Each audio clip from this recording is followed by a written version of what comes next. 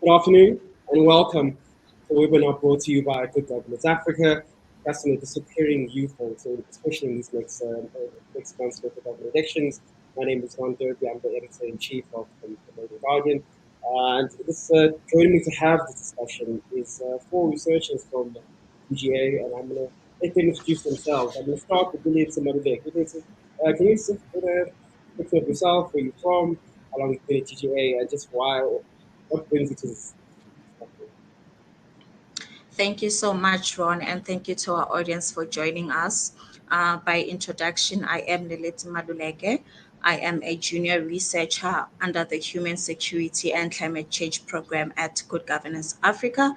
I joined the organization in April, and that was because of my love to kind of hold our leaders accountable for the actions, that they take. So I'm here today to speak about why our youth are very lenient or unwilling to vote, and why we need to understand the reasons that they bring forward to us. Thank you.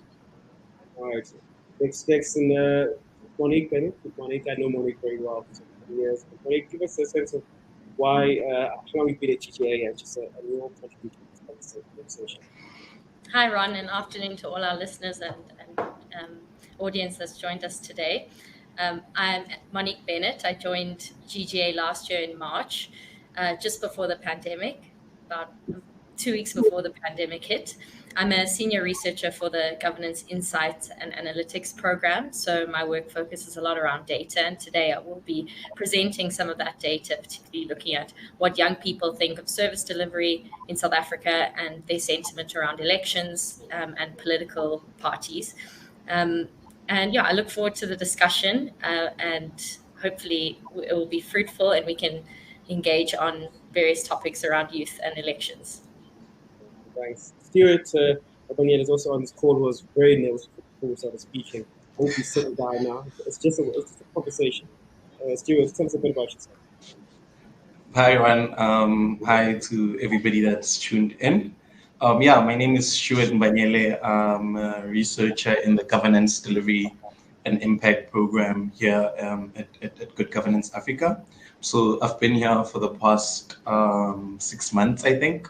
And we've been doing a lot of work and research and analysis around elections, both regionally and within South Africa. I think it's an urgent task to unpack the state of affairs, particularly the crisis that we're in, and also what we as young people think and what we bring to the table in as far as the conversation right now and beyond the 1st of November. Yeah. All right, thanks, Stuart. And lastly, Pranish Desai. Pranish, give us your bit of your history. Good afternoon, Ron, and hello to the audience listening in. My name is Pranish Desai. I'm a data analyst within the Governance Insights and Analytics program at GGA. Today, I'll primarily be putting into context the patterns and trends with South Africa's younger voters in the global context of the trends of younger voters in democracies across the world. Thanks.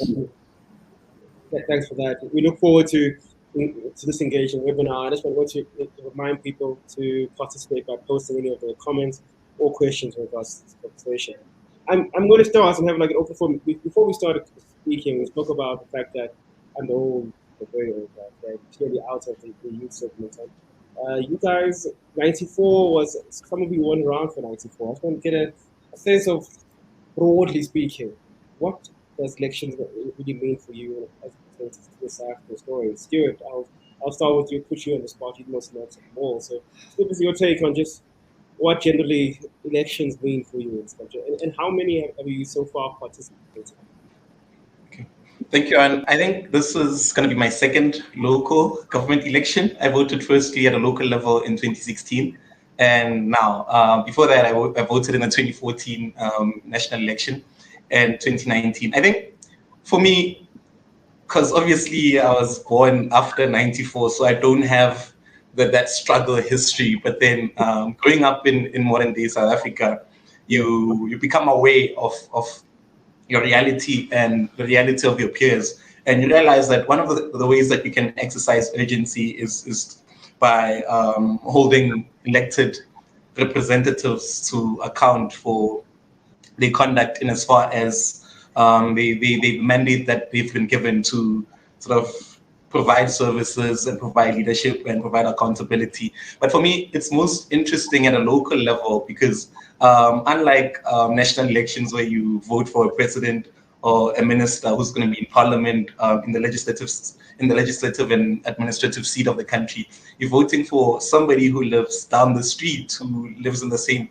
suburb as you. So now your realities are pressing there. You've got whether you have access to a safe road, whether you have water in your tap, and whether the refuse gets collected every Monday or Thursday.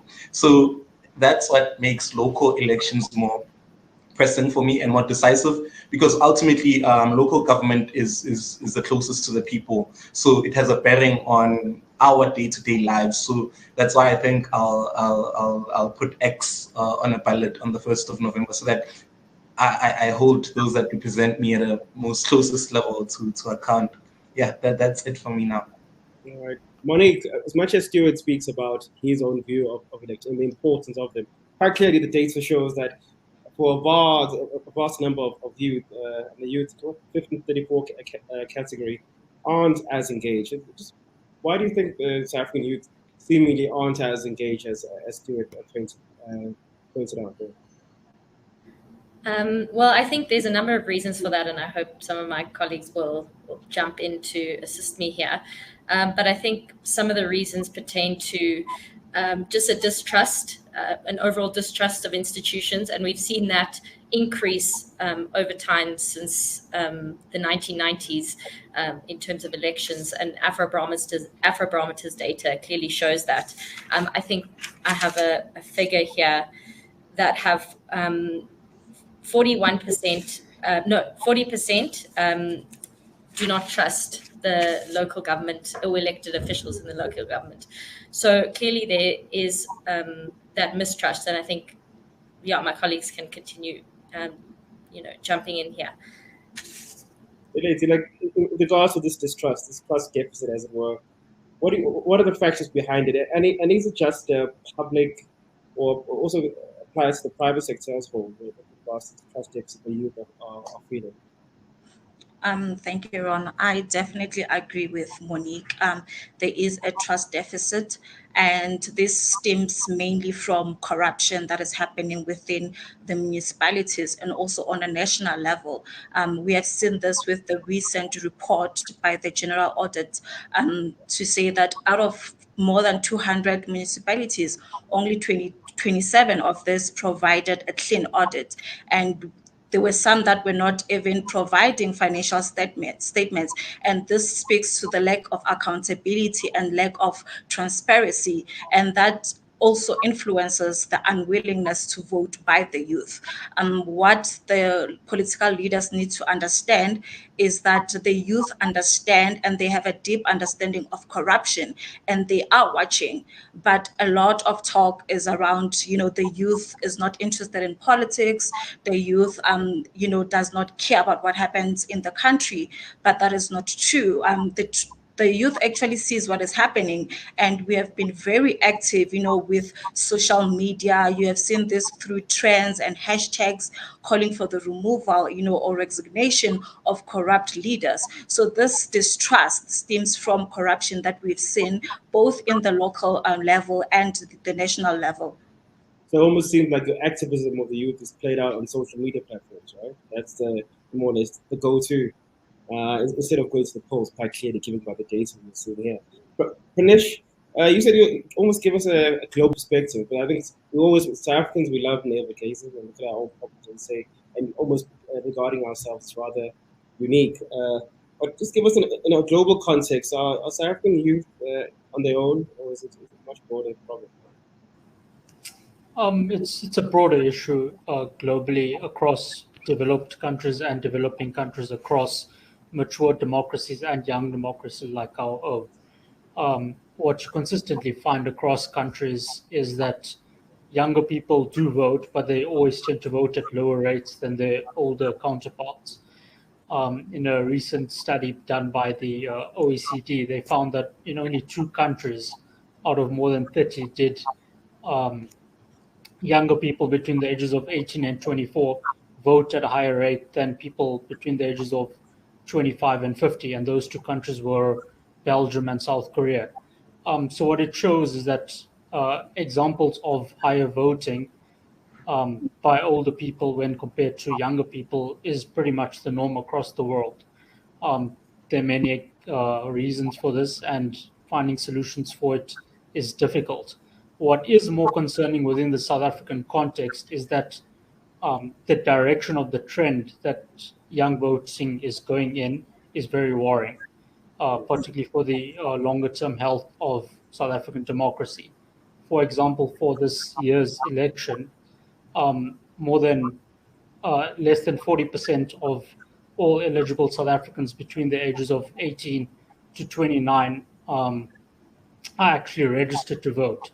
What this means is that even though we have very low registration rates amongst 18 and 19-year-olds, once they enter into their 20s, they're not actually registering to vote. And as a result, there's a pretty large risk that they start falling out of our electoral democracy altogether.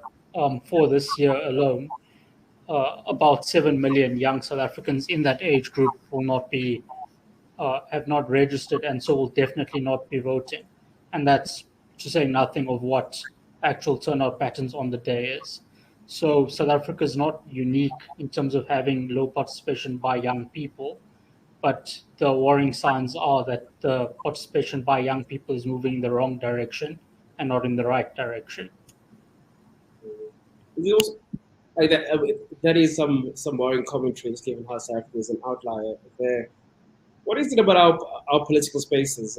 Is a space for actual participation from the youth? I'm just thinking out loud now of the various leading political parties. I mean, their youth wings. I think the last youth wing that really mattered on a national scale was the ANC Youth League. That was more than 10 years ago, not even longer. Is there space generally for the youth to play a role in our political space, or are you guys stuck on the periphery in social media, which can be a bit like political changes? I'll ask Stuart, is that it? Where is the space for you? Is there space for someone like yourself? I think I'll speak to the past 5 years and how the political space has sort of changed, not just the last 5 years, but in the last 10 years. I mean, as you rightly said, that the last Active Youth League was sort of the vibrant one, was, no matter how controversial it was, the ANC Youth League post that infamous disbandment. But recently, in the political landscape at a national level, I mean, you only, well, until recently, you only had one minister in cabinet who was within the youth band, and that's the Minister of Justice. And within political parties, you see this whole chasm between the elders and young people. For instance, we've seen the recent events within the Democratic Alliance as well. But also how the EFF came into the political space, yet still that didn't translate into an actual mass mobilization of young people, particularly at when it comes to the polls. So we have a number of inter-party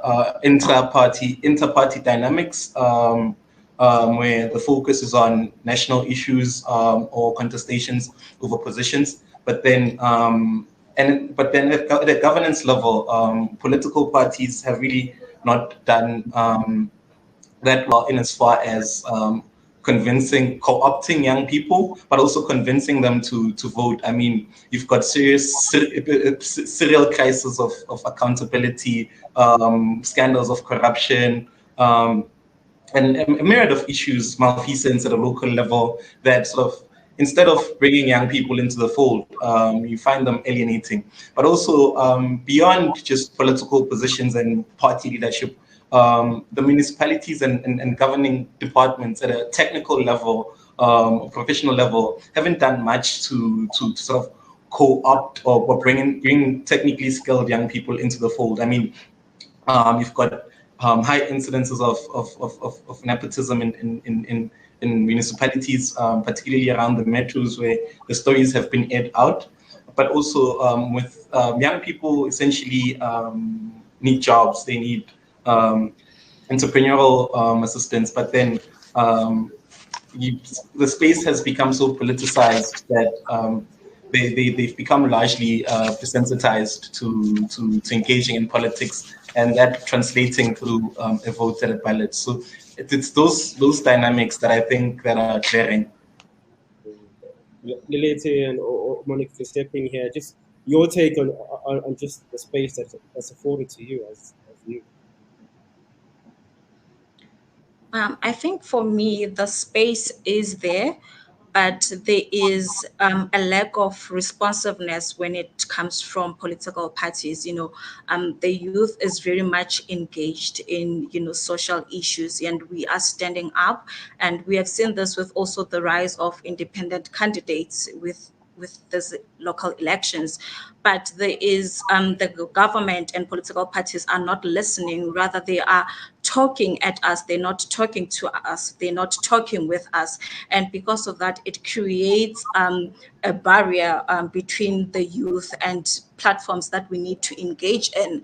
And I've made this example before. We are very much active in social media. We are very much active when it comes to airing out issues that we feel, affect us on a daily basis. But because there's no one who's really listening to us, that space is closed off when it comes to this. And this also goes back to the lack of voter education and civic education. This year, we didn't see much of that going on. And we have to understand, yes, a pandemic happened, so that obviously had an impact on that. But at the same time, South Africa is one of the highest internet access users in the world. And in Africa, we have information and communication technology where we can get through. And I feel like, platforms and, the IEC as well had an opportunity to actually communicate with the youth, to communicate with young people through these platforms. So definitely we have a space, but there is a barrier to that space. Monique? Yeah, I agree completely with Leleti there. And I also think there's a huge hesitancy to join a political party as a young person just across the country. And even while I was at university, I felt, talking to my friends about, politics and voting, there was a hesitancy to join and affiliate yourself with one political party. And I think it's particularly challenging now for some young people to decide who to vote for, because the legacy, being born after 1994, there's a different life experience of us compared to our parents. So I think it's challenging to think, who am I going to vote for? And perhaps that's one of the reasons why so many young people aren't registering, because they don't know who or what they are voting for effectively. And even for me, this election, I've actually been more motivated to read up on smaller parties and educate myself on alternatives, because I'm dissatisfied with current opposition. I'm dissatisfied with the ruling party. So I feel more motivated to find out, but it's not information that's readily there for me to investigate. I have to, take time out and research and read manifestos. And I think some of the opposition party communication is very negative, particularly the main opposition party in the DA. I've felt quite disillusioned because most of the communication is negative, and it's not what we will do or what we want to do. It's more the ruling party is bad, or, don't vote for this party, vote for us. And that's not good enough for me. That's not a good enough reason. So, yeah, that's my thoughts there. We take us perfectly into a question that we have from Professor Jim Powell. Thanks for the question. He's asking the panelists here, how do the panelists consider the introduction of direct democracy for the voters? With control the politician? Is this a solution perhaps to make it more, bring it closer to home? I think, start with you, Pranish. Is this a solution to bring it closer to home? I think there's certainly arguments in favor of direct democracy in terms of engaging citizens more directly in regards to actual governance issues instead of just calling on their votes every 5 years, whether it's for local elections or for national elections.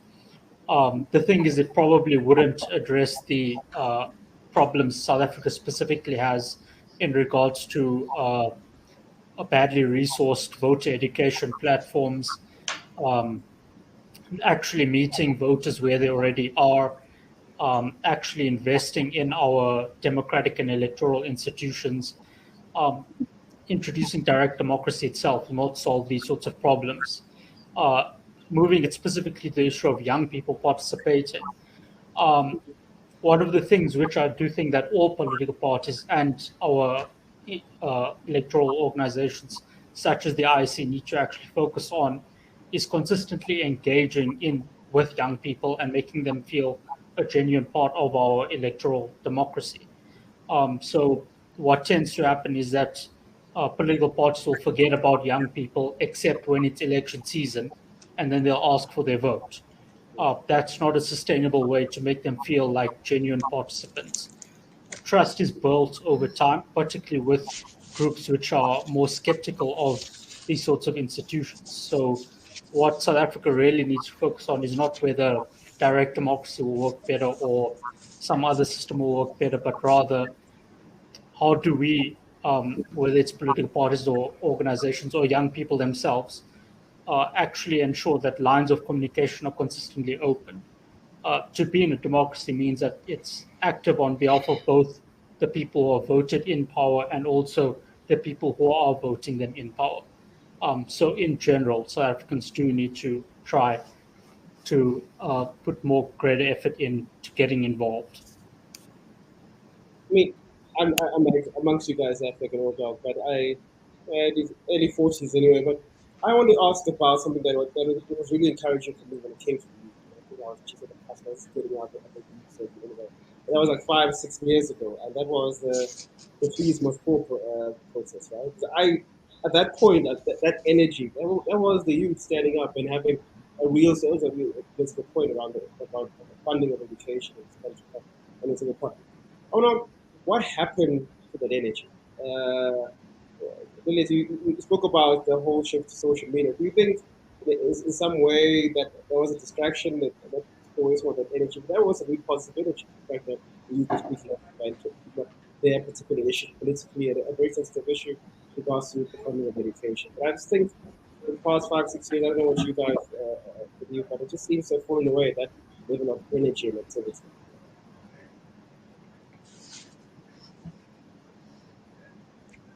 Lilith, I'll let you go there. Okay. So I think that started with the whole, political parties starting to absorb these leaders into, their governing parties. And this had an influence on, our ability to continue actually protesting against issues that matter.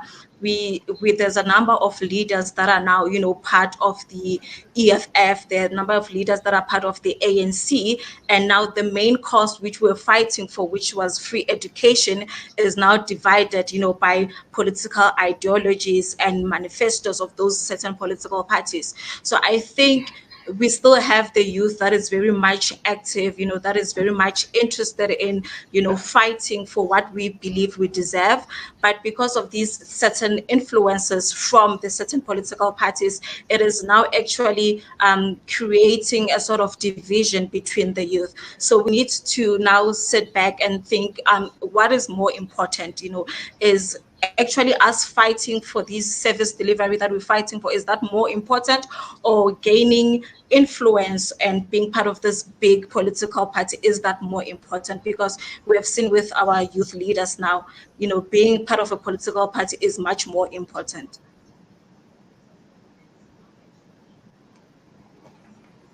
The leaders of that movement in particular kind of like sold out. Would you say that Monique got into the system? Is that something of a sentiment within the youth with regards to that leadership base, which was kind of exciting?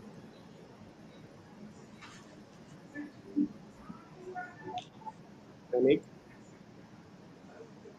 Oh, sorry, I missed you there. Sorry, Ron, the audio wasn't great. Can you No, repeat yourself? I mean, that's energy that came with the Peace Bus 4 process, right? The energy was speaking to Energy's comments there that almost was they were usurped into the big parties as well. Do you think that's the reason why that whole energy has evaporated, such that youth element of politics?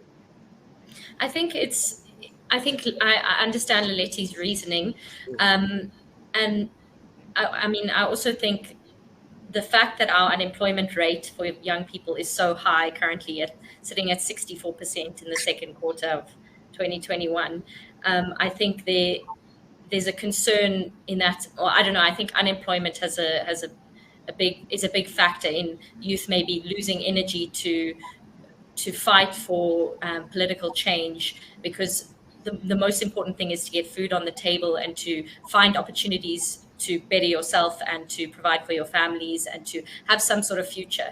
And possibly many youth are disillusioned by that kind of ideological struggle, and perhaps they think that there's better ways to spend their time, for example, looking for a job.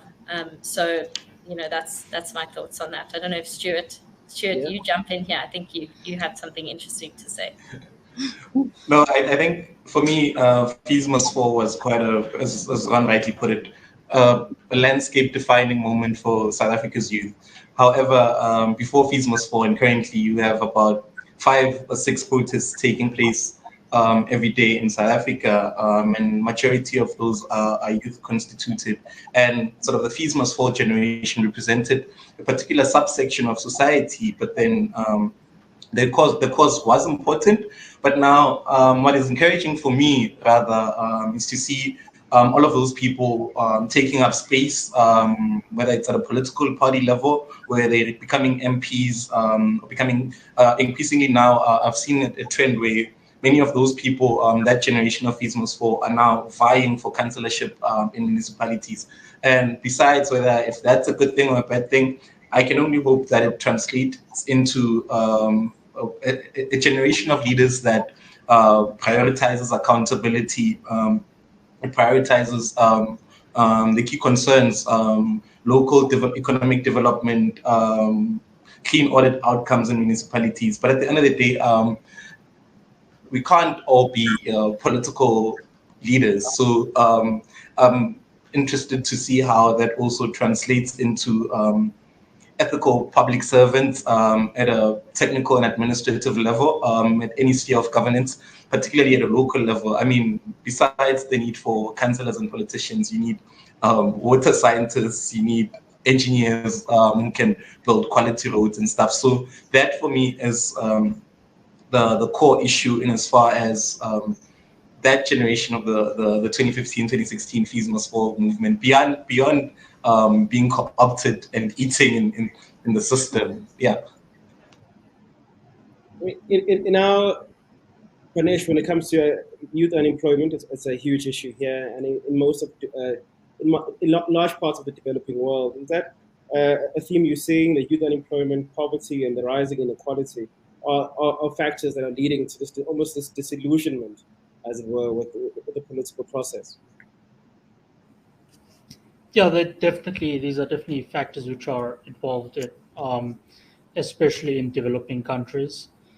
One of the things that I've noticed in looking at public opinion surveys across many countries is that even if, to go back onto the point of participation in political processes beyond elections, so like attending committee meetings or participating in a protest, even among young people who say that they do not attend these sorts of meetings, there's a subset of those who said that they would attend were they not actually involved with doing other things, whether that's job seeking or furthering education or doing these sorts of things.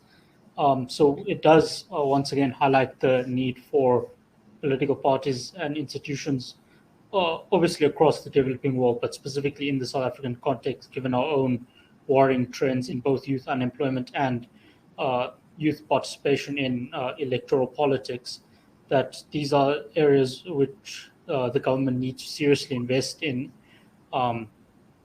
and make sure that it's known to young people that they are a priority in terms of determining the direction of the country, and also in terms of charting the future of the country. Pranish, there's something rather interesting when it comes to youth participation. Maybe a case study that you can share with us in regards to Zambia, right? Where 60% of the adult population can be considered in the youth category. In their local elections, they had quite a significant impact on the change we saw there. Yeah, the Zambian example is very useful in terms of pointing out that young people, especially in this continent, which we all know is the youngest in the world, and has the youngest populations in the world, can play a decisive role in shaping electoral outcomes in one direction or another. In that election, Zambia saw its highest voter turnout in 15 years, and much of that vote decisively backed the eventual winner of the election. What it shows is that young people, when they do choose to vote at high rates, and when they are integrated into political processes and feel the need to make their voice heard, can have an impact, particularly in a continent where so much of the adult population actually falls in that age group which you mentioned earlier of between 18 and 34. I was thinking out loud as you guys speak. I'm remembering those July protests earlier this year. And lots of the people that we all saw on our TV screen, lots of young people, of course, there were lots of young people and women were part of the whole protest. You know that they're not playing a role in like informal politics, lots of our youth. Is this like ultimately the risk of when people aren't engaged in a formal political process, that these bouts of political instability is something that we're likely to see if the youth aren't disillusioned with the political process? I'll start deeply later. Is this a way where perhaps the youth will be heard more frequently? Sorry about that. Can you please repeat? Yeah, with regards to, I was thinking what you were saying about the youth disillusion with the political process, and I was thinking back to the July protest, right, where we saw lots of young people and lots of, and also women in particular, being part of those protests that we saw. Do you think because of them not being involved in the political process, is this how I guess they'll make an impact in South Africa's zeitgeist by having more of these protests being a feature of South Africa's daily lives?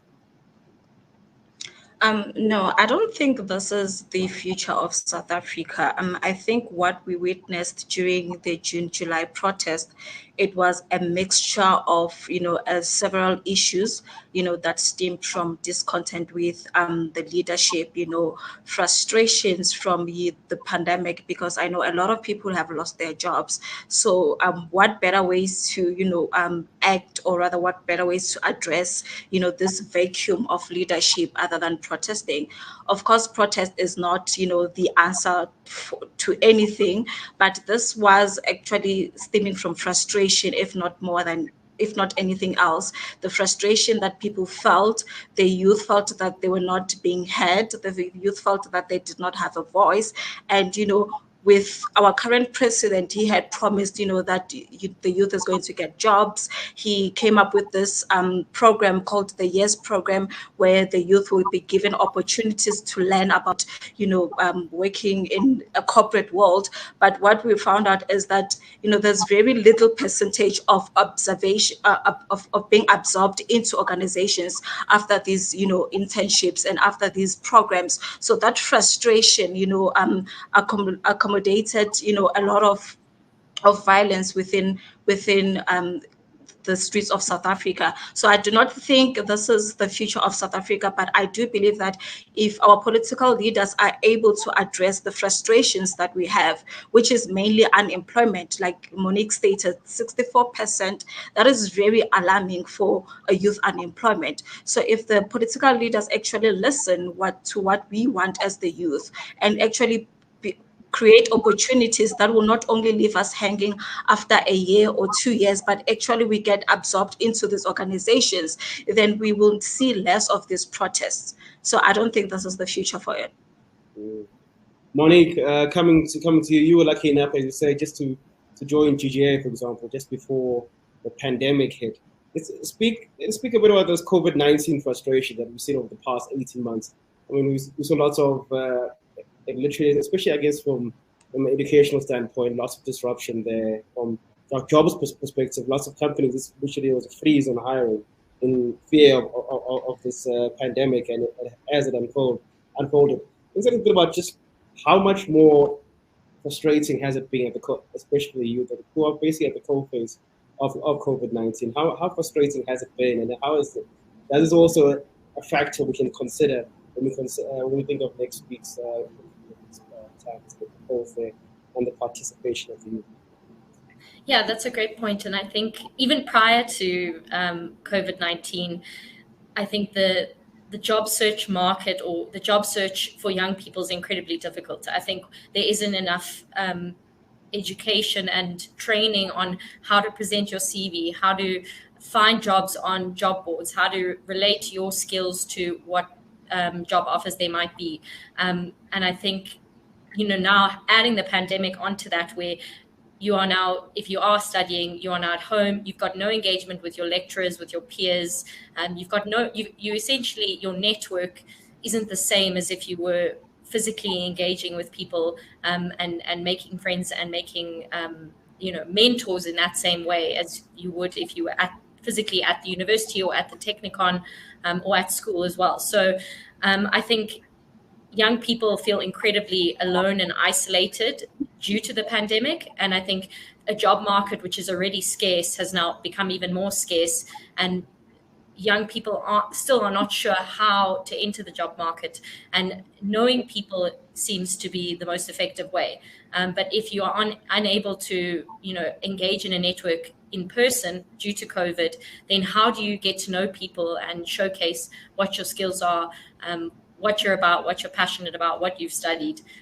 You can't do that. So I think it was an issue before COVID, and I think COVID has exacerbated that issue.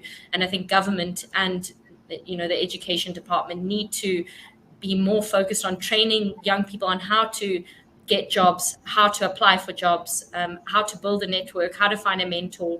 And I felt like that wasn't done enough at my university, and I don't know if that's the same sentiment for others, but yeah. Stuart, I saw you raising your hand. What's your take on these COVID frustrations and its impact on all of us? COVID times.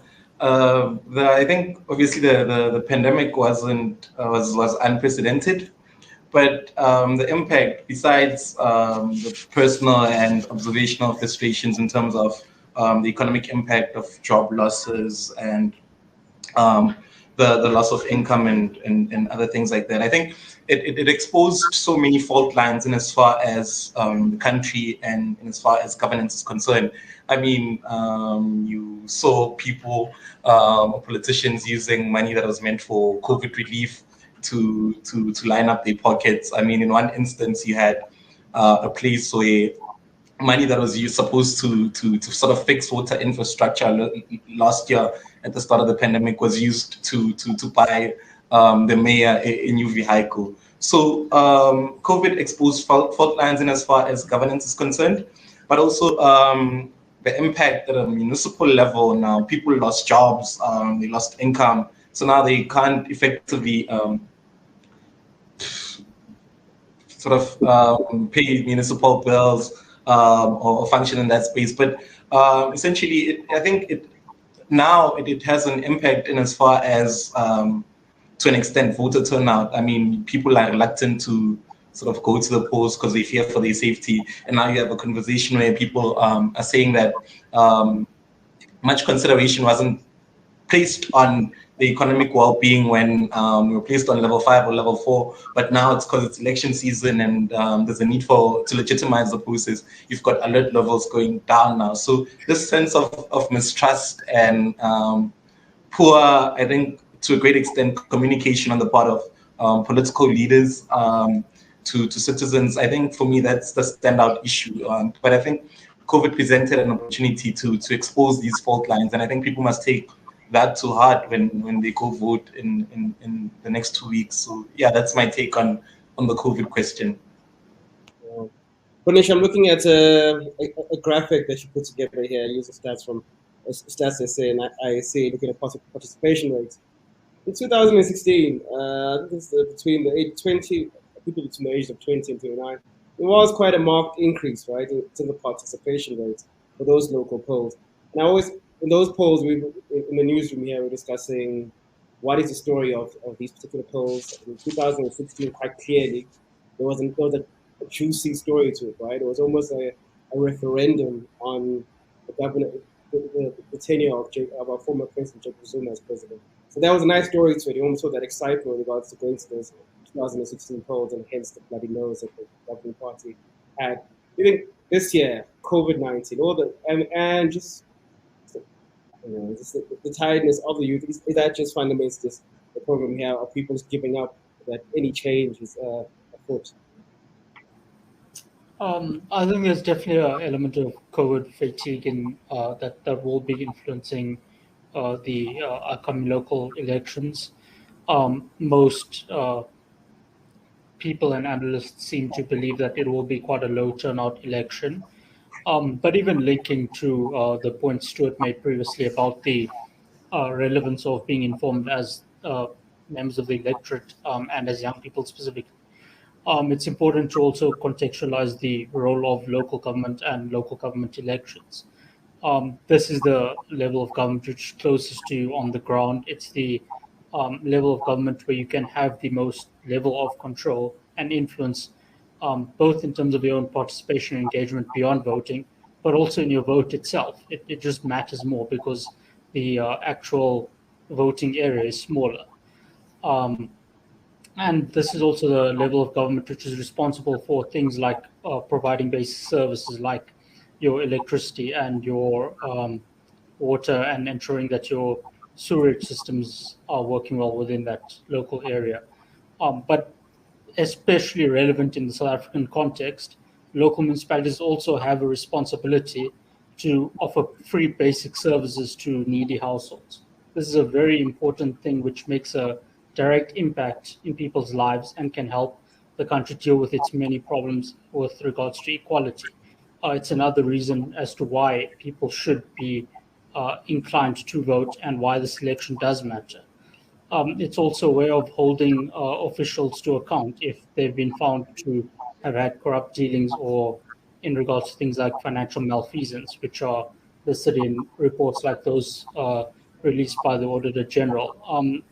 The sort of the fundamental point that I'm trying to make is that local government elections should matter regardless of whether it's COVID time or not. This is the branch of and the level of government in which you can have the most influence. And so this is a hard fought right to vote, which people of this generation do have, and for which a lot was sacrificed in our country's history. And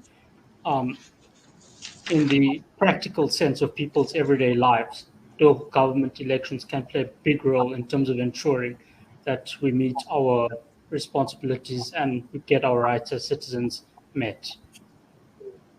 Speaking to that, I'll carry on with the for a second. The trust deficit issue, right? We spoke about that earlier on in this conversation. Given that the youth are clearly, just looking at the data I said before me from the GGA, there is a huge problem when you guys don't trust your politicians, certainly don't trust me in the media, right? And I think even in social media, perhaps, I don't know how much you can trust Zuckerberg or anyone from Facebook. So I want to ask, where is the youth placing their trust now? What are the institutions where the youth are laying their trust in, and just what does that speak of? I'll pick on you, Pranish, because there is the graphic I'm seeing here is a graphic you also put together, and then after that we'll move into Stuart and then Monique.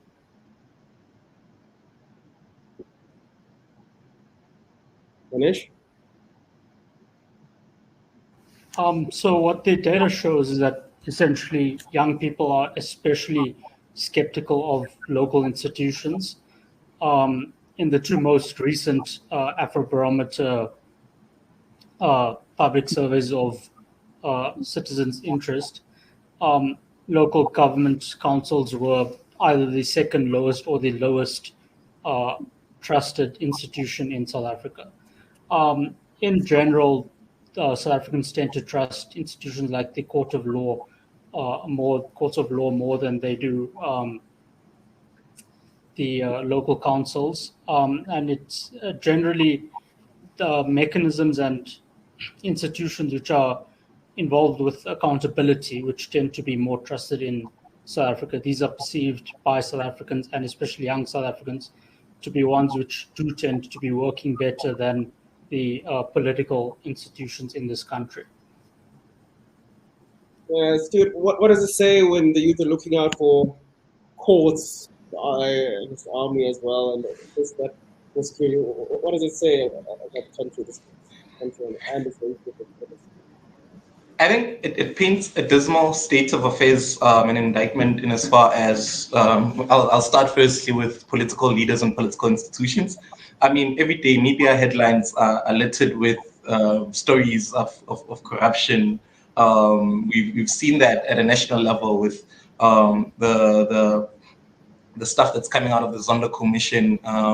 At a local level, you see it when the municipality fails to pay Eskom, but you see the municipal manager driving down in a sort of top of the range Mercedes-Benz.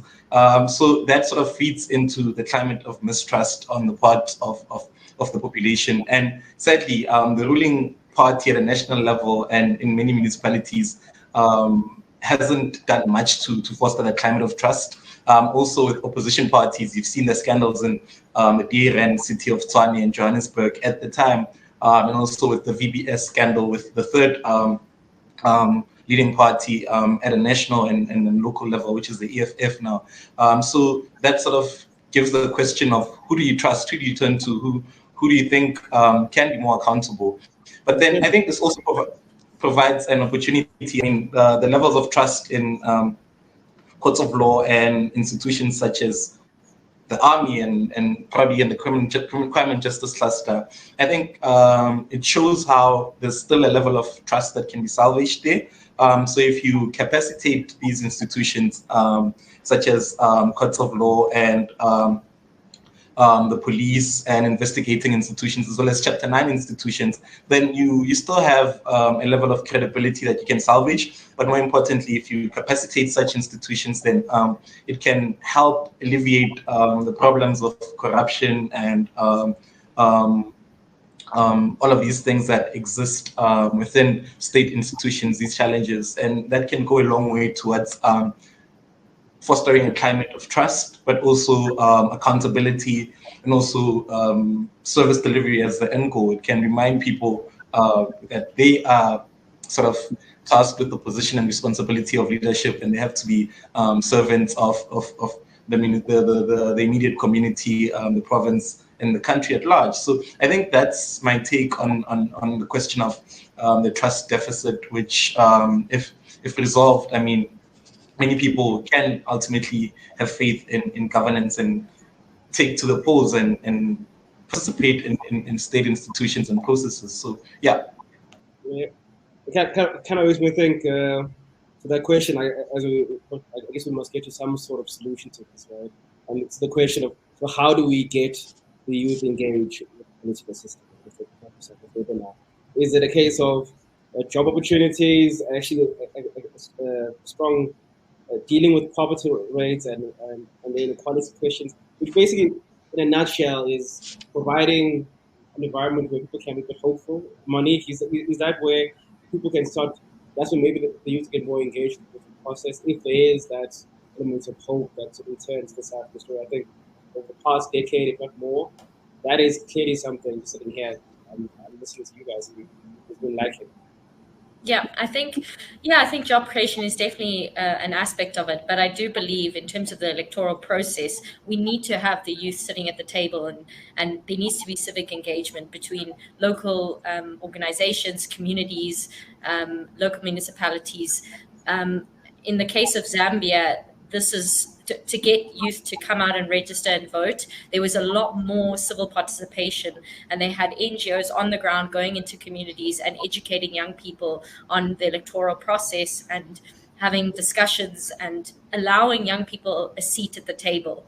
And just by having this webinar, I feel we all feel like we've now got a voice and we can share, and I think that's not been happening enough.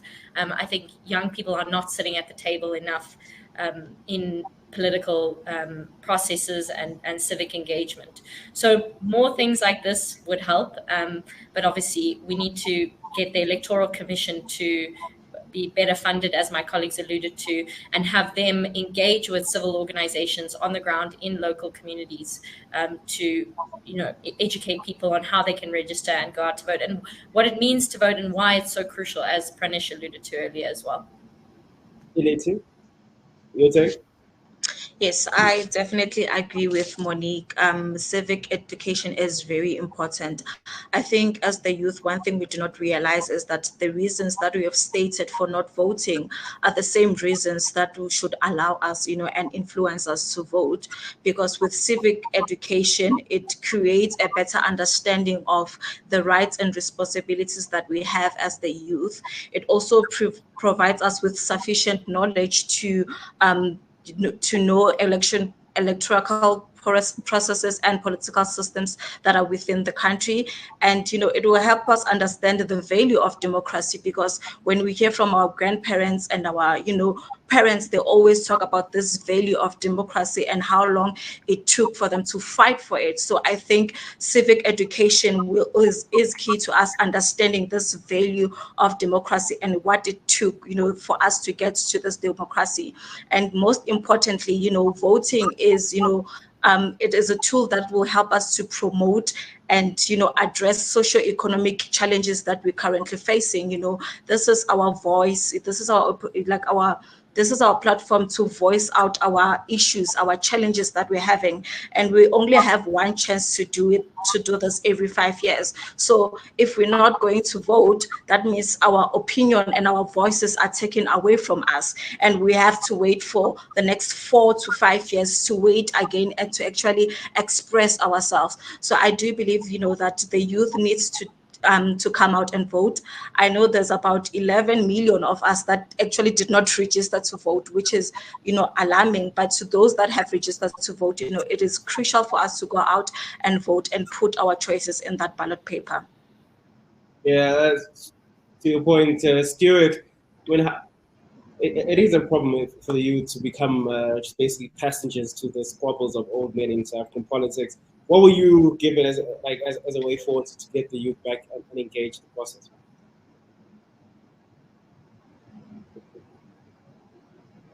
So, I can't hear you.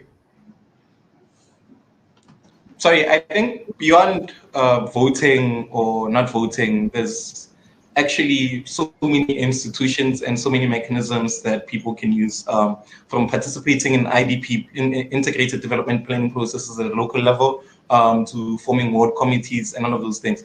But then that can only take place after voting has been achieved. I think political parties have an urgent task of building trust within themselves and when in governance. So if you do the job right, deliver services, have free and transparent electoral processes, have sort of the quota. I mean, for one, the ANC has made a commitment to say that 1 in 4 of the candidates that they're putting forward for every ward or seat that's available has to be within the youth band. So whether that will actually be enforced is questionable, but then that's a positive step in the right direction. And if parties could emulate that, because I mean, essentially, the youth will bear the brunt of whatever decision making that gets taken today. So if good decisions are taken and that translates to good and efficient governance, then you'll have a happy youth and a voting youth and a thriving economy, a thriving and developing economy. So those are considerations that must be taken within the party hierarchies, and also the youth must also be innovative at a local scale and sort of take up space as some people say in South Africa. So that can only firstly be done through the ballot now. But beyond that, it's a conversation that must be had further and prioritized, I think.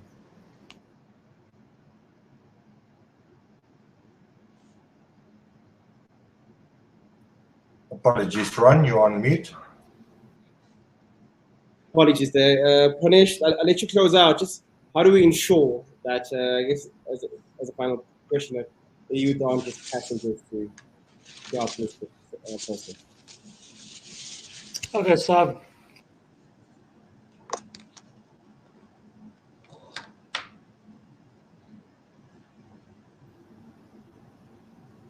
Sorry, I can't hear you, Pranish. I have 3 points which I'd just like to sort of raise in this regard. The first relates to one of the points which was made earlier, which is about increasing and properly investing in civic education, specifically targeting young voters. This country has a history of having targeted, well-funded, well-resourced campaigns to improve civic education. It was essential in ensuring that the 2 national elections which we had in the 1990s were among the highest turnout elections across the world. That's the sort of place where South Africa needs to go back to. And to move back into that right direction, the government and these national institutions need to ensure that their voter drives and voter education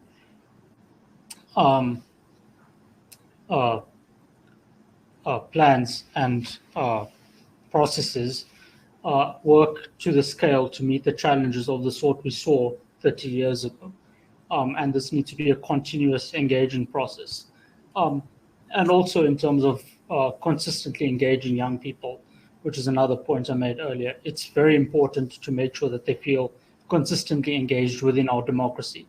It doesn't do to contact them 2 weeks before an election and say, give us your vote and we might do something for you in the future. They need to be made to feel a consistent and valued part of this democracy, because they are also the ones who can ultimately determine the course of this country and to ensure that South Africa lives up to the goals and aspirations which were articulated 25 years ago when this country was founded as a full democracy. And then lastly, it's just a thing of to be reasonable in our expectations of young people and their actual participation in electoral democracy. It's a worldwide problem that they tend to vote at lower rates than their older counterparts. There are many explanations for this, and solutions can be hard to come by. What's very important for us in the South African context to make sure is that the participation levels are moving in the right direction and not in the wrong direction. If we can get these things right, then our future as an electoral democracy will be much, much more secure. And from that, we can hopefully realize a lot of the developmental goals which this country has. Thank you so much for this conversation. I have to say, Leleti, Pranish, and you can still, this was very insightful for me. I know dog in this game. Thanks so much for joining us, and thank you GGA for sponsoring this webinar. And of course, I'm going to thank myself and Little Dog as well. But thanks so much for joining us this afternoon. Thanks, Ron. Thank you, Ron. Thanks, everyone. Thanks, Ron. Thanks, everyone. Thanks, Ron, and thanks to the audience.